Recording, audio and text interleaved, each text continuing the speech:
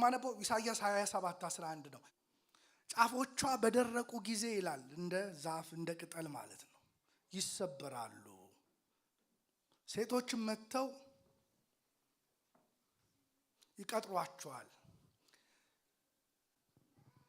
ሴቶቻቸው መጥተው ያቃጥሏቸዋል። ይሰበራል። የማስተውለውን ሰው ከደረቅ ሊሰበር ካለ ተሰብሮ ሊቃጠል ካለ እንጨት ጋር ያመሳስለዋል። የደረቀ እንጨት ነው የሚቃጠለው። የደረቀ እንጨት ሴቶች መጥተው ምን ያደርጉታል? ይሰብሩታል። መስበር ብቻ አይደለም ደግሞ ያቃጥሉታል፣ ለቃጠሎ ያደርጉታል ይልና ወስዶ ከምን ጋር እንደሚያገናኘው ታውቃላችሁ ወገኖቼ? እንዲሁ ካለ በኋላ የማያስተውል ሰው ወይም የማያስተውል ሕዝብ ነውና ስለዚህ ፈጣሪው አይራራለትም፣ ሰሪውም ምሕረት አያደርግለትም የሚል ቃል ታገኛላችሁ። የማያስተውል ሕዝብ ይለናል። ሆሴ ላይ ስትሄዱ ምን ይላል? እና ታውቁታላችሁ ብዙ ጊዜ ስለምንለው ከልጅነት ጀምሮ ስለሰማ ነው። የማያስተውል ሕዝብ ይገለበጣል ይላል። ይሄ ባለማስተዋል እየኖረ ስላለ ቤተሰብ ብቻ አይደለም ስለ ሕዝብም ይናገራል። አሁን አለማስተዋል በሕዝብ ደረጃ አለ ማለት ነው። አለማስተዋል በቤተ ክርስቲያን ደረጃ ሊኖር ይችላል። አለማስተዋል በግለሰብ ደረጃ ሊኖር ይችላል። አለማስተዋል ደግሞ በቤተሰብ በቤት በትዳር ውስጥ ሆነን ላናስተውል እንችላለን። በዚህም በዛም ባለማስተዋል ውስጥ ያለው ሰው መጨረሻው ምንድነው ነው የሚለን? ጥፋት ነው ወደሚለው ድምዳሜ እንመጣለን። ከዚህ ከምንማረው ዛሬ ስለ ማስተዋል ስንማር ይህን ያህል መግቢያ ከሰጠዋችሁ አምላካችን እግዚአብሔር ስለ እግዚአብሔር ማስተዋል መጽሐፍ ቅዱስ ምን ይላል ብለን መጀመሪያ ብናይ ደስ ይለኛል። የማስተዋል ምንጭ የሆነው እግዚአብሔር ራሱ ስለ እግዚአብሔር ማስተዋል እንዴት ነው ቢናገረው? ከሱ ምን የሚቀርልን ነገር አለ ብለን መጀመሪያ ብናይ ደስ ይለኛል። እንደምታውቁት ብዙዎቻችን የምንወደው ቃል አለን። ትንቢተ ኢሳይያስ 40:28 ላይ አላወክምን አልሰማህምን ይላል። ትዝ ካላችሁ እግዚአብሔር የዘላለም ምንድነው? አምላክ ነው። የምድር ዳርቻ ምንድነው? ፈጣሪ ነው። አይደክምም፣ ከዛስ አይታክትም። ማስተዋሉ ደግሞ ቀጥሎ ምን ይላል? አይመረመርም ይላል። እግዚአብሔር ጋር ማስተዋል አለ። አዎ። ምን አይነት ማስተዋል? የማይመረመር ማስተዋል። ሃሌሉያ። ማስተዋል የማይመረመር ማስተዋል የዘላለም አምላክ ነው። እሱ አምላክ ነው። እርሱ የምድር ሁሉ ፈጣሪ ነው። ዳርቻ ፈጣሪ ነው። እስቲ አሜን። ስለዚህ የማስተዋል ሁሉ ምንጭ እሱ ነው። የእሱ ማስተዋል አይመረመርም። ኢዮብ በመጽሐፉ ላይ 26:12 በኃይሉ ባህርን ጸጥ ያደርጋል ካለ በኋላ በማስተዋሉ ረሃብን ይመታል የሚል ቃል እናገኛለን። የእግዚአብሔር ማስተዋሉ ብቻውን ሰሪ እንደሆነ ደግሞ እንመለከታለን። እግዚአብሔር በማስተዋል ነው ረሃብን የመታው፣ በማስተዋል ነው ክፉን የመታው፣ በማስተዋል ነው ክፉን ከምድር ያጠፋው ይለናል። ኤርምያስም ደግሞ ሲናገር ቁጥር 10 ላይ ትንቢተ ኤርምያስ 10:12 ስለ እግዚአብሔር ማስተዋል ሲናገር ምድርን በኃይሉ የፈጠረ ዓለምን በጥበቡ የመሰረተ ሰማያትንም በማስተዋሉ የዘረጋ ይላል።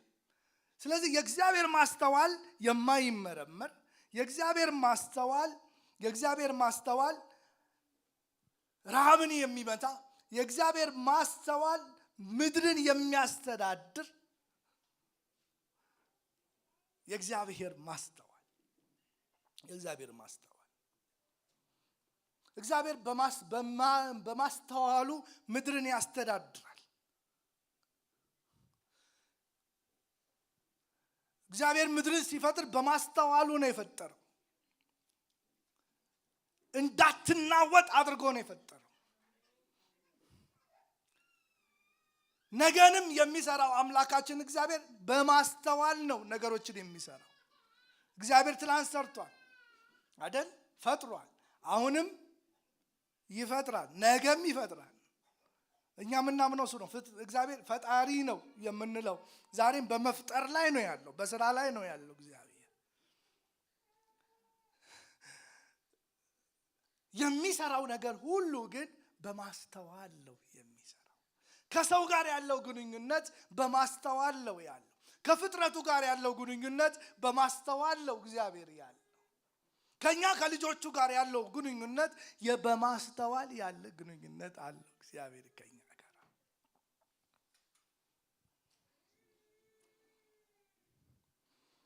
ምድርን ፈጠረ፣ ዓለምን ፈጠረ፣ በጥበቡ መሰረተ ይላል። በጥበቡ ሰማያትን ሰራ፣ በማስተዋል ምድርን ደግሞ ዘረጋ። ጌታችን መድኃኒታችን ኢየሱስ ክርስቶስንም ደግሞ ስንመለከት ሁለተኛ የምናየው ስለ መሲሁ ነው የምንመለከተው። ስለ መሲሁ ሲናገር ስለ መድኃኒታችን ስለ ኢየሱስ ክርስቶስ የተጻፈውን ስናይ በኢሳይያስ 11 ላይ ያለው ቃል የሚገርም ነው። የሚገርም ቃል እናገኛለን። ከእሴይ ግንድ በትር ይወጣል፣ ከስሩም ቁጥቋጥ ያፈራል። የእግዚአብሔር መንፈስ የጥበብና የማስተዋል መንፈስ፣ የምክርና የኃይል መንፈስ፣ የእውቀትና እግዚአብሔርን የመፍራት መንፈስ ያርፍበታል። ከእሴይ ግንድ የሚወጣው በትር ስለ መሲያችን ስለ ኢየሱስ ክርስቶስ ከተነገሩት የተስፋ ቃሉ ውስጥ የመጀመሪያው ይሄ ተስፋ ነው። እንደምታውቁት ሉቃስ ላይ ስንመጣ እንዴት ሆኖ ማደግ እንዳደገ እናገኛለን። እዚህ ቁጥር 11 ምዕራፍ 11 ቁጥር 1 ላይ ከእሴይ ግንድ በትር ይወጣል ከስሩ ቁጥቋጦ ያፈራል ካለ በኋላ የእግዚአብሔር መንፈስ አንድ፣ ቀጥሎስ የጥበብ፣ ሶስተኛው የማስተዋል መንፈስ ያርፍበታል ይላል። አያችሁ፣ ጌታችን መድኃኒታችን ኢየሱስ ክርስቶስ በስጋ ወራት በሚኖርበት ጊዜ ውስጥ እነዚህ ዋና ዋና ነገሮች በምድር ለነበረው የህይወት ጉዞ ውስጥ ያስፈልጉት ነበር። አገልግሎቱን እንዲፈጽም፣ አገልግሎቱን እንዲያከናውን፣ በምድር የተሰጠውን ከእግዚአብሔር የተቀበለውን ዓላማ ይዞ የመጣበትን ለማስጨረስ ማስተዋል አንዱ ያስፈልገው ነበር። ክርስቶስ በምድር በስጋ ወራት በተመላለሰበት ጊዜ በእያንዳንዱ እርምጃው በብዙ ማስተዋል ውስጥ ሆኖ ነው ያሳለፈው። አይገርምም? ማስተዋል እንደ እግዚአብሔር ፍቃድ፣ ማስተዋል ከሰው ጋር በነበረው አገልግሎት፣ ማስተዋል በምድር ላይ በነበረው በእያንዳንዱ እንቅስቃሴ አስተውሎ ያደርግ ነበር። ከወዴት አገኘው ካላችሁኝ ሉቃስ ምዕራፍ 2 ላይ እናገኘዋለን አይደል? ቁጥር 52 ኢየሱስ ደግሞ ይለናል በጥበብ በቁመት በሞገስ በእግዚአብሔርና በሰው ፊት ምን ይል ነበር? ያድግ ነበር። ጥበብ ነበረው፣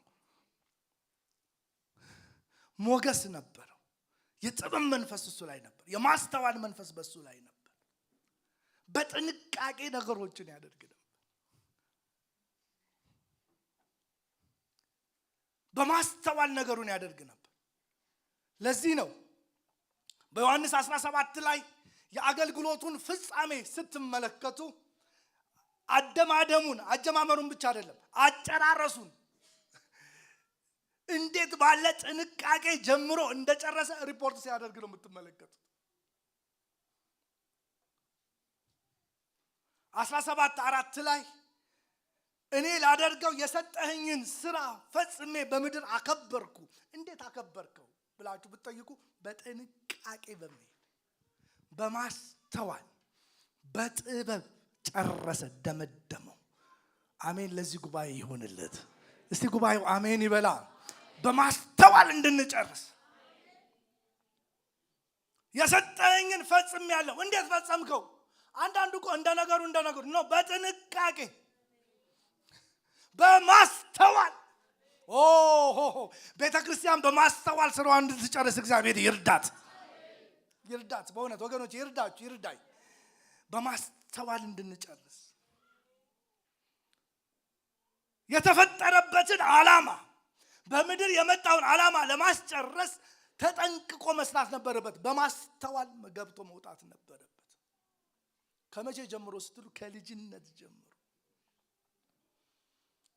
በመታዘዝ ህይወት ውስጥ ያልፍ ነበር። በማስተዋል ህይወት ውስጥ ያልፍ ነበር። አንድ ጊዜ ትዝ ካላችሁ ከእናትና ከአባቱ ጋር ተለይቶ በኢየሩሳሌም በቆየበት ጊዜ ከጠቢባንና ከአስተዋዮች ከፈሪሳውያን ጋር ቁጭ ብሎ በ12 ዓመቱ ይነጋገራል።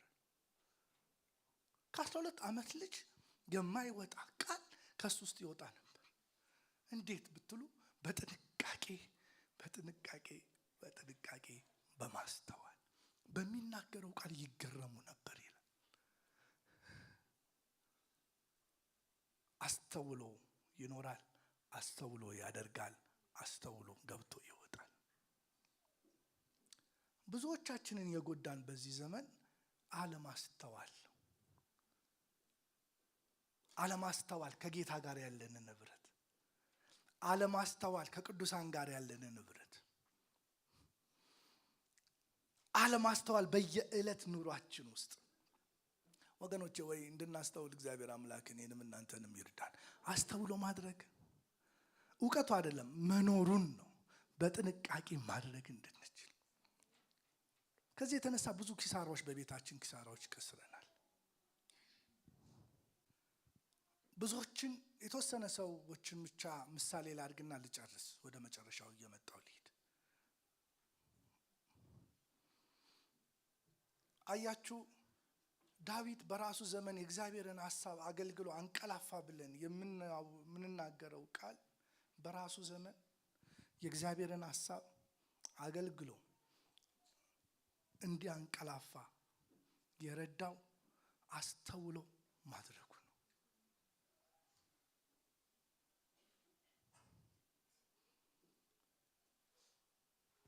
ከልጅነት እስከ እውቀት እስከ ሽምግልና በማስተዋል እንድንጠቀልል እግዚአብሔር ይፈልጋል።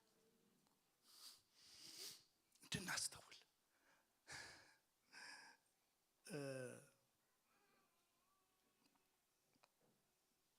አንደኛ ሳሙኤል 18ን ስለ ዳዊት ስንመለከት በምድር በነበረው ህይወቱ ውስጥ እያንዳንዱን ነገር በማስተዋል ነው የሚያደርጋቸው።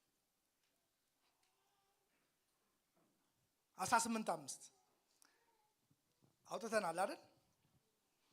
5 ዳዊትም ሳኦል ወደ ሰደደው ሁሉ ይሄድ ነበር። ሳኦል ወደ ሰደደው ሁሉ ይሄዳል። ታዛዥ ነው። ታዘዝ መንፈስ ሆኖ ይሄዳል። ወደ ሰደደው ሁሉ ይሄዳል። ከዚህ ምን እንማራለን? ለአለቃው የሚገዛ የህይወት ማንነት አለ። አለቃውን የሚያከብር። ቀጥሎስ አስተውሎም ያደርግ ነበር። ከዛ በኋላ ያለውን ቃል ነው የምናነበው። ወደ ሰደደው ሁሉ ይሄድ ነበር። ከዛስ አስተውሎ ያደርግ ነበር። የተሰጠውን ሚሽን በማስተዋል ነው የሚፈጽመው። የእግዚአብሔርን ጦርነት እንደሚዋጋ እያሰበ አስተውሎ ያደርግ ነበር። እዛው 18:14 ላይ ዳዊትም በአካሄዱ ሁሉ አስተውሎ ያደርግ ነበር። እሱ ቃል ልቤን ነው የነካው። በአካሄዱ ሁሉ፣ እስቲ በአካሄዱ ሁሉ በሉኝ። በሚሄደው አካሄድ ሁሉ፣ በነገር ሁሉ እንዴት ሰው አስተውሎ ማድረግ ይችላል? ጥያቄ ነው እሱ ጋር ነው። ሰው እንዴት በነገር ሁሉ ማስተዋል ይችላል? በአንዳንድ ነገር ታስተውላላችሁ፣ በሌላ ነገር ትነቀፋላችሁ። የዳዊት እኮ አካሄድ በነገር ሁሉ ነው። በነገር ሁሉ አስተውሎ ያደርጋል። እያንዳንዷን ነገር የሚያደርገው ከጥንቃቄ ጉድለት አይደለም፣ አስተውሎ ነው የሚያደርገው። በምን አንዳንዴ በሆነ ነገር እንጠነቀቃለን። አንዳንዶቻችን ከሰዎች ጋር ያለን ቀጠሮ አክባሪዎች ነን፣ በጣም ጠንቃቆች ነን በዛ። እሱ ቀጠሮ አክባሪ ነው ይባላል። ህብረት ጋር ደግሞ ስንመጣ ኖ እንትን ካረከው የምንባልበት ነገር ደግሞ አለ። በሁሉ ነገር ግን እንዴት ነው የሚቻለው? ማስተዋል ይቻላል። በነገር ሁሉ ማስተዋል ይቻላል። ከጌታ ጋር ባለ ንብረት አስተውሎ መቀጠል ይቻላል። ከቅዱሳን ጋር ባለ ንብረት አስተውሎ ማድረግ ይቻላል። ለተሰጠን ኃላፊነት ስራ ቦታ ቅድም እንዳየነው እንደ ዳዊት አስተውሎ በነገር ሁሉ ማድረግ ይቻላል። የሚገርመው ላኪው ፈራው ይላል። ዳዊትም አስተውሎ ያደርግ ነበርና ሳኦል ፈራው ይላል። ማስፈራቱን ያመጣው ሰውየውን ያከበረው አስተውሎ የመኖሩ ውጤት ነው። ዳዊትን መናቅ አልቻለም ሳኦል። ሊንቀው ያልቻለበት ሊፈራው የቻለበት ምክንያት አስተውሎ ስለሚያደርግ።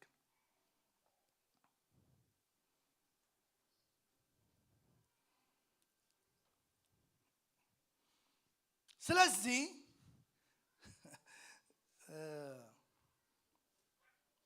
የሄደበትን መንገድ ለልጁ ለሰሎሞን ሲመክረው እናያለን። ንጉሥ ዳዊት ጉዞውን በጨረሰበት ጊዜ የሄደበትን መንገድ ለልጁ ሲመክረው እንመለከታለን። ያልኖረውን አይደለም የሚመክረው፣ የኖረውን ይመክረዋል።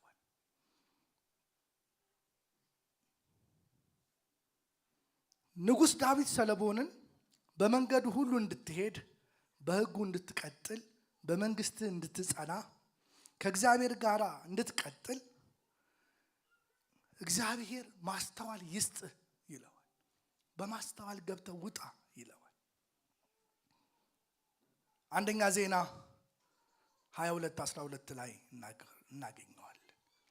ብቻ የአምላክን የእግዚአብሔርን ሕግ ትጠብቅ ዘንድ እግዚአብሔር ጥበብና ማስተዋል ይስጥህ ይለዋል። ነገር እንዲጸና እግዚአብሔር ማስተዋል ይስጥህ። ነገር እንዲከናወንልህ ልጄ ሰሎሞን ሆይ እግዚአብሔር ማስተዋል ይስጥህ፣ በማስተዋል ገብተህ መውጣት ይሁንልህ ይለዋል። ወገኖቼ ይህንን ምክር ሐዋርያው ጳውሎስ ለልጁ ለጢሞቴዎስ ሲመክረው እንመለከታለን። ልጁ ጢሞቴዎስ መጋቢ በሆነበት በኤፌሶን ቤተክርስቲያንና በልዩ ልዩ የአገልግሎት ቦታዎች ላይ ሲያገለግል አገልግሎት ብቻ እንዳይሆን አገልግሎቱ በሁለተኛ ጢሞቴዎስ ምዕራፍ 2:7 ላይ ይህንን ቃል እናገኛለን። ብናነበው ደስ ይለኛል። እሱ የምለውን ተመልከት፣ ጌታም በነገር ሁሉ ማስተዋልን ይስጥህ። በወንጌል እንደምሰብከው ከሙታን የተነሳውን ከዳዊት ዘርም የሆነውን ኢየሱስ ክርስቶስን አስብ። ምንድነው የሚለው? የምለውን ተመልከት። እስቲ የምለውን ተመልከት። ጌታም በነገር ሁሉ ማስተዋልን ይስጥህ። ማስተዋል ለጢሞቴዎስ የሚለው በነገር ሁሉ፣ በነገር ሁሉ ለካ በነገር ሁሉ እንድናስተውለው እግዚአብሔር የሚፈልገው ለጢሞቴዎስ የሚለው ይህንን ነው። ጢሞቴዎስ ልጄ ሆይ ጌታ በነገር ሁሉ ማስተዋል ይስጥ። ነቀፋ ባንተ ቤት አይገኝ። በጢሞቴዎስ ሕይወት ውስጥ ይህንን እንመለከታለን። እግዚአብሔር አምላክ በነገር ሁሉ ማስተዋል እንዲሰጠው ሐዋርያው ሲመክረው፣ ወገኖቼ ሆይ እግዚአብሔር በነገር ሁሉ ማስተዋል ይስጠን። ይሁንላችሁ።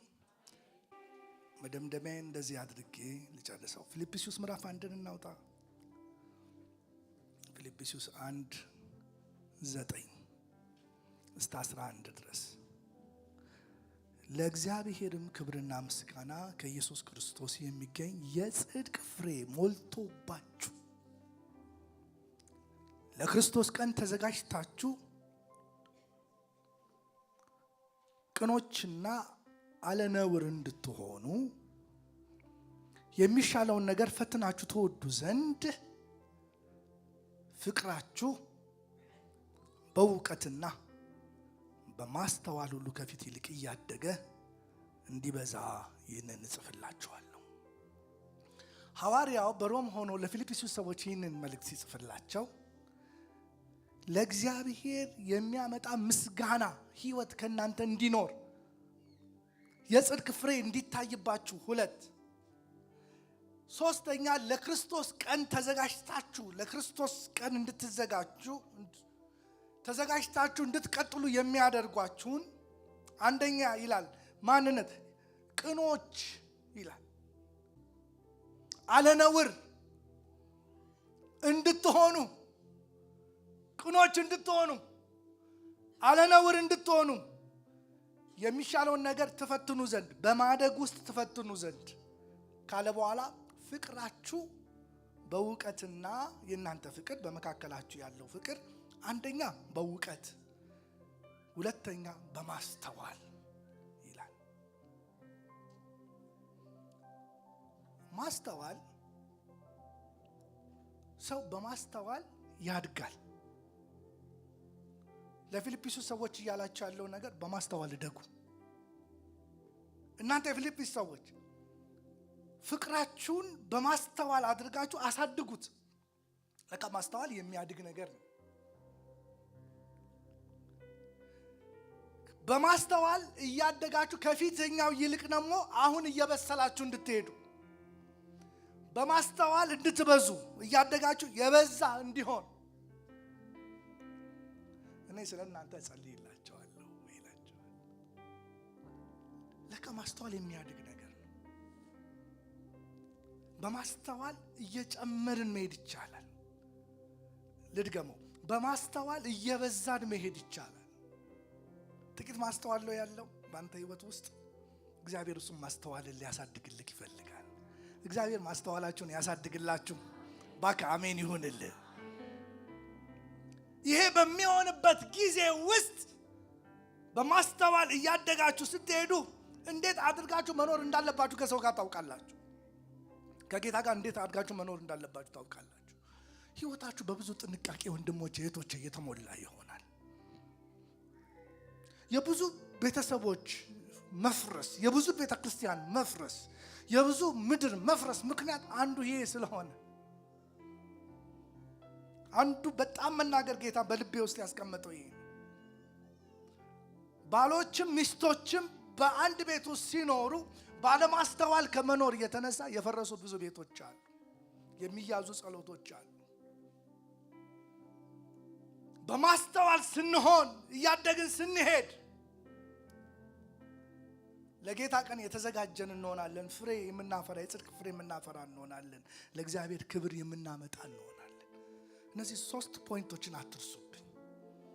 ማስተዋል እያደገ በእናንተ ህይወት ሲያድጉ ለእግዚአብሔር ክብርን ነው የሚያመጡት።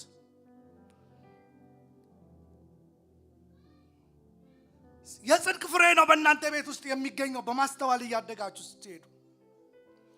በማስተዋል እያደግን ስንሄድ የጌታችን የኢየሱስ ክርስቶስን መምጣት እየጠበቅን እንሄዳለን ወገኖች።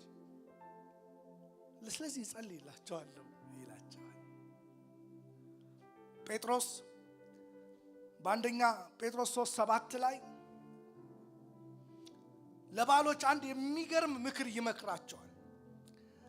ይሄኛው እናንተ ባሎች ወይ ደካማ ፍጥረት ስለሆኑ ከሚስቶቻችሁ ጋር ይላል። ደካማ ፍጥረት ማለት እህቶች ደካሞች ናቸው ማለት አይደለም።